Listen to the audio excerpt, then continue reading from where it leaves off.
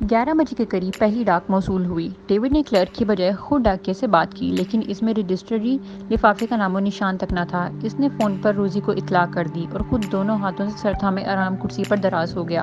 12 بجے جین اس کے کمرے میں داخل ہوئی۔ عام طور پر وہ دوپہر کا کھانا اکٹھے کھایا کرتے تھے، مگر آج اسے بھوک نہیں لگ رہی تھی۔ ابو، مجھے ایک تدبیر سوجھی ہے، جین نے کہا۔ کیا؟ ڈیوڈ نے اپنی بیٹی کی طرف دیکھ کر پوچھا۔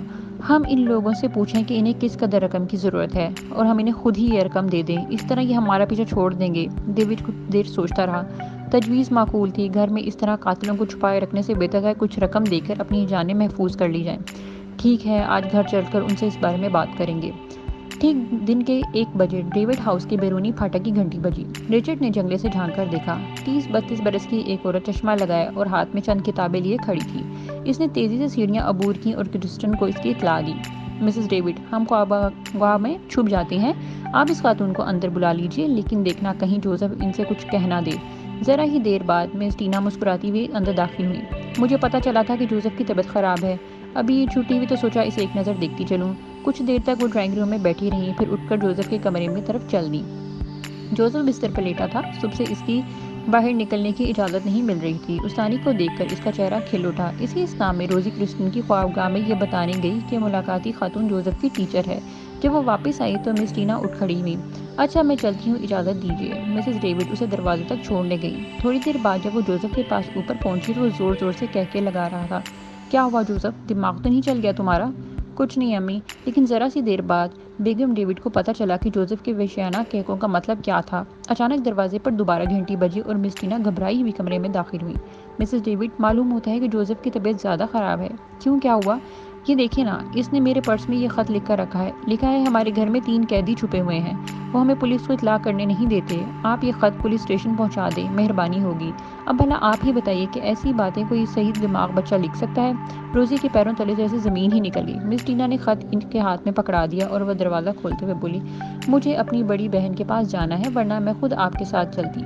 میری رائے میں آپ اسے فوراً اسپتال لے جائیں۔ کل تک تو اچھا بھلا تھا، شاید بخار کی وجہ سے دماغ پر برا اثر ہوا ہے۔ جی بہتر، میں ابھی اسے لے کر جاتی ہوں، روزی نے جواب دیا۔ دروازہ بند ہو گیا۔ مسز ڈیوڈ کو کچھ سکون ہوا اور وہ بوجھل قدموں سے سیڑھیاں چڑھنے لگیں۔ 5 بجے جین اور ڈیوڈ گھر پہنچے۔ کرسٹن کو علیحدہ کمرے میں لے جا کر ڈیوڈ نے اپنی تجویز پیش کی، لیکن اسے ناکامی کا منہ دیکھنا پڑا۔ مسٹر ڈیوڈ، رقم وصول کیے بغیر ہم یہاں سے نہیں جا سکتے، اور پھر آپ اتنی رقم ادا بھی تو نہیں کر سکتے۔ لائیے، اگر آپ کے پاس $1,00,000 ہیں تو ہمارے حوالے کر دیجیے، کرسٹن نے 2 ٹوک کہہ دیا۔ شام تک کوئی واقعہ ظہور پذیر نہیں ہوا۔ جانسن نے 2-3 مرتبہ فون کیا اور ہر دفعہ جین نے خود اس کی تسلی کے لیے اپنی صحت کے بارے میں بتایا۔ 8 بجے کے قریب ڈیوڈ کا اکاؤنٹنٹ اسے چند کاروباری امور کے بارے میں مشورہ لینے آیا، لیکن ڈیوڈ نے اسے باہر سے ہی واپس کر دیا۔ رات کے کھانے کے بعد کرسٹن نے ڈیوڈ کو بلایا اور شام کے اخبار دکھاتے ہوئے بولا، پولیس نے سرخ رنگ کی ایک کار کی تلاش شروع کر دی ہے۔ صبح سے سارے شہر میں چھاپے مارے جا رہے ہیں۔ میں چاہتا ہوں کہ اسے ٹھکانے لگا دیا جائے۔ وہ کیسے؟ ڈیوڈ بولا۔ آپ اسی وقت بازار جائیں، برش اور رنگ کے ڈبے خرید کر لائیں۔ ہم سب مل کر گاڑی کا رنگ تبدیل کر دیں گے۔ اس کے بعد آپ اسے رات کی تاریکی میں باہر چھوڑ آئیں، کرسٹن نے حکم کے طور پر کہا۔ میں چھوڑ آؤں؟ یہ آپ کیا کہہ رہے ہیں؟ ڈیوڈ نے پریشان لہجے میں پوچھا۔ میں ٹھیک کہہ رہا ہوں، موجودہ حالات میں آپ کے سوا یہ کام اور کون انجام دے سکتا ہے؟ لیکن کچھ نہیں۔ مسٹر ڈیوڈ، آپ خاموشی سے تعمیل کیجیے، ورنہ کرسٹن نے جملہ ادھورا چھوڑ دیا۔ ڈیوڈ نے ایک نظر سہمے ہوئے جوزف کی طرف دیکھا اور خاموشی سے باہر نکل گیا۔ 1 گھنٹے بعد وہ تینوں آستین چڑھائے گہرا سیاہ رنگ کے کرنے میں مصروف تھے۔ گیراج میں اندھیرا تھا، لیکن انہوں نے جان بوجھ کر لائٹ نہیں جلائی تھی، کیونکہ اس طرح ہمسایوں کا شبہ ہو سکتا تھا۔ چاند کی ہلکی ہلکی روشنی میں وہ کار کی چمکیلی سطح پر اندھا دھند برش چلا رہے تھے۔ 11 بجے اس کام سے فارغ ہو گئے۔ اس دوران میں کرسٹن باہر پہرا دے رہا تھا۔ گرم پانی سے غسل کرنے سے ڈیوڈ کی ساری تھکن دور ہو گئی۔ اس نے کپڑے بدلے اور زندگی میں پہلی مرتبہ ایک انوکھی مہم کے لیے تیار ہو گیا۔ اسی اسنا میں کرسٹن کار کی نمبر پلیٹ اتار چکا تھا اور اب جین کی چھوٹی گاڑی کی پلیٹیں اس پر لگا رہا تھا۔ اگر آپ مناسب سمجھیں تو جین کو اپنی گاڑی میں میرے پیچھے بھیج دیں تاکہ وہ مجھے واپس لا سکے، ڈیوڈ نے کرسٹن کو مخاطب کیا۔ نہیں، 2 گاڑیوں کے آگے پیچھے چلنے سے پولیس کو شک ہو سکتا ہے۔ تمہیں احتیاط سے کام لینا ہوگا۔ آج ہر چوک پر سرخ رنگ کی کار کو پولیس تلاش کر رہی ہوگی۔ باہر ٹھنڈی ہوا چل رہی ہے، شاید کہیں ژالہ باری ہوئی ہے۔ رات 12:15 بجے ڈیوڈ ہاؤس سے گہرے سیاہ رنگ کی ایک کار باہر نکلی اور شہر سے باہر جانے والی سڑک پر دوڑنے لگی۔ تھوڑی دیر تک وہ گنجان آبادی سے باہر نکل آیا۔ اب صرف اکا دکا مکان نظر آ رہے تھے۔ دور دور تک سبزہ پھیلا ہوا تھا۔ چراگاہیں اور باغاتوں کے ساتھ ساتھ کھلے میدان تھے جو ہلکی چاندنی میں بڑے پراسرار دکھائی دے رہے تھے۔ پولیس چوکی سے پہلے ڈیوڈ نے گاڑی کی رفتار تیز کر دی اور چشم زدن میں وہ آخری خطرناک مقام بھی عبور کر گیا۔ 1 بجے وہ دریا کے پل پر پہنچا۔ یہاں سے ایک کچی سڑک دریا کے بیچ میں اترتی تھی۔ اس نے گاڑی کی رفتار آہستہ کر دی اور اسے کچی سڑک پر چلانے لگا۔ 1-2 فٹ کا فاصلہ طے کرنے کے بعد وہ ایک ایسی جگہ پہنچ گیا جہاں سڑک کے ساتھ ہی پانی شروع ہو جاتا تھا، جہاں ارد گرد گھنے درخت تھے، اس لیے دن کے وقت یہ جگہ لوگوں کی نظر سے اوجھل رہتی تھی۔ اس نے گاڑی کا رخ دریا کی طرف کر دیا اور خود باہر نکل کر اسے پوری رفتار پر چھوڑ دیا۔ گہرے سیاہ رنگ کی گاڑی سوکھی شاخوں اور گھاس کے تختوں پر پھلانگتی ہوئی دریا کے گہرے پانی میں ڈوب گئی۔ ڈیوڈ نے جیب سے برقی ٹارچ نکال کر اس کی روشنی میں دریا کی طرف دیکھا۔ وہاں کار کا نام و نشان نہ تھا۔ صبح 7 بجے وہ 10 میل کا فاصلہ طے کر کے گھر پہنچا تو اس کا جوڑ دوڑ دکھ رہا تھا۔ تیسرے دن 8 بجے ڈیوڈ تیار ہو کر گھر سے نکلا۔ اس کی طبیعت ناساز تھی۔ رات بھر جاگے رہنے کی وجہ سے اس کی آنکھیں سرخ ہو رہی تھیں اور 9-10 میل کی پیدل مسافت نے اس کا جسم پھوڑے کی طرح دکھا دیا تھا، لیکن دفتر پہنچنا بہت ضروری تھا کیونکہ آج کرسٹن کی رقم پہنچنے کی قوی امید تھی، اور ویسے بھی کرسٹن چاہتا تھا کہ ہر کام حسب معمول ہو۔ 10 بجے کے قریب جب گھر میں تینوں مجرموں کے علاوہ صرف روزی اور جوزف رہ گئے تھے تو مس جوزی ملازمہ پھاٹک سے اندر آتی ہوئی دکھائی دی۔ وہ موٹی تازی لڑکی بہت سے گھروں میں برتن وغیرہ دھونے کا کام کرتی تھی۔ ہیلو مسز ڈیوڈ، کیسی ہو؟ وہ گھر میں داخل ہوتے ہوئے بولی۔ چونکہ وہ سالہ سال سے گھر میں کام کر رہی تھی اس لیے بائیں دروازے سے داخل ہو گئی، جو اتفاق سے اس وقت کھلا تھا۔ اس سے پہلے ہی کرسٹن اور اس کے ساتھی سنبھل پاتے وہ ڈرائنگ روم میں داخل ہو گئی۔ اس نے ایک نظر تینوں مجرموں پر ڈالی اور دہشت زدہ ہو کر واپس مڑنے لگی۔ کرسٹن نے اسے زبردستی کھینچتے ہوئے کہا، کیا بات ہے، تمہیں کس سے ملنا ہے؟ کسی سے نہیں، وہ خوفزدہ ہو کر چلائی۔ اسی اسنا میں روزی سیڑھیاں اتر کر نیچے آ چکی تھی۔ کیا بات ہے جوزی، تم چیخ کیوں رہی ہو؟ کچھ نہیں، یہ لوگ کون ہیں؟ جوزی بولی۔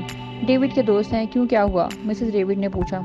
آپ جلدی سے مجھے کچھ رقم دے دیں، مجھے تو ان سے خوف آ رہا ہے، اس کی شکلیں قاتلوں جیسی ہیں۔ روزی نے جلدی سے چیک کاٹ کر اس کے حوالے کیا اور وہ توبہ توبہ کرتی ہوئی باہر نکل گئی۔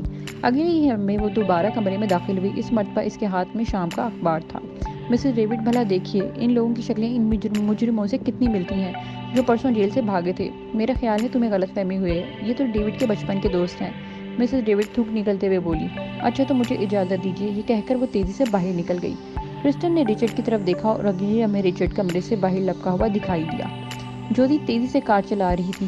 اچھا تو یہ وہ لوگ ہیں جن کے بارے میں جگہ جگہ اشتہار لگے ہوئے ہیں، لیکن مسز ڈیوڈ کا ان سے کیا تعلق؟ اس نے سوچا اور پھر متفکر انداز میں سر ہلانے لگی۔ مجھے ہر قیمت پر پولیس کو خبر دینی چاہیے، یہ سوچ کر اس نے کار کا رخ پولیس اسٹیشن کی طرف موڑ دیا۔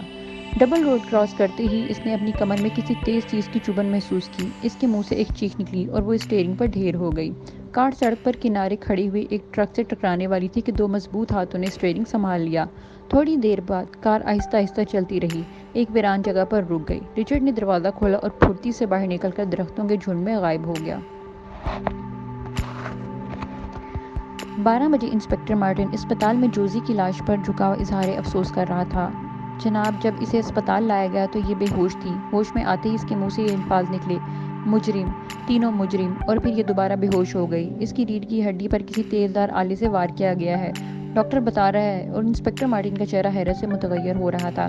کیا اس کی تلاشی لی گئی؟ انسپکٹر نے پوچھا۔ جی ہاں، یہ چیزیں اس کی جیب سے برآمد ہوئی ہیں۔ ڈاکٹر نے وہ چیزیں انسپکٹر کے حوالے کر دیں۔ پچھلی شام کی طے کردہ اخبار کے علاوہ کوآپریٹو بینک کا ایک چیک انسپکٹر مارٹن کے سامنے پڑا تھا، جس پر مسز ڈیوڈ کے دستخط تھے۔ اچانک انسپکٹر کا چہرہ چمک اٹھا۔ مطلب یہ کہ آخری بار یہ مسز ڈیوڈ سے ملی تھی؟ میرا خیال ہے یہ نام میں نے سن رکھا ہے۔ سارجنٹ، تم فوراً کوآپریٹو بینک جاؤ اور مسز ڈیوڈ کا پورا نام اور پتہ لے کر میرے پاس پہنچو۔ بہت بہتر جناب۔ سارجنٹ نے سلوٹ کیا اور روانہ ہو گیا۔ مارٹن اپنی میز پر بیٹھا واقعات کی کڑیاں ملانے کی کوشش کر رہا تھا کہ اچانک دروازہ کھلا اور سارجنٹ برکلے دوڑتا ہوا اندر آیا۔